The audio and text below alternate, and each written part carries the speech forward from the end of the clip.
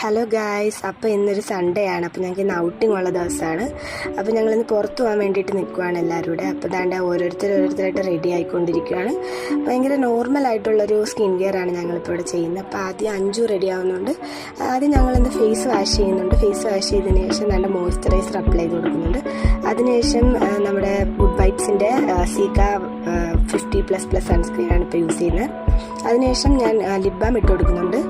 Lip balm ഇട്ടതിന് ശേഷം നമുക്ക് മറ്റേ പോൺസിൻ്റെ ഒരു ക്രീമുണ്ട്, അത് ചെറുതായിട്ടൊന്ന് അപ്ലൈ ചെയ്ത് കൊടുക്കുന്നുണ്ട്. ഇത്രയേ ഉള്ളൂ ഞങ്ങളുടെ ഒരു ബേസിക് സ്കിൻ കെയർ എന്ന് പറയുന്നത്.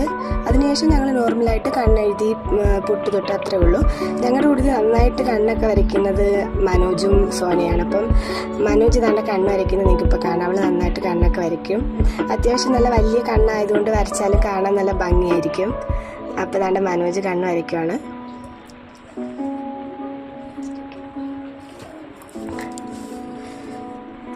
നല്ല ക്യൂട്ടായിട്ടുള്ള കുഞ്ഞ് ക്ലിപ്പൊക്കെ തലയിൽ കുത്തിയിട്ടാണ് അവൾ ഞങ്ങളോട് അന്ന് വന്നത്.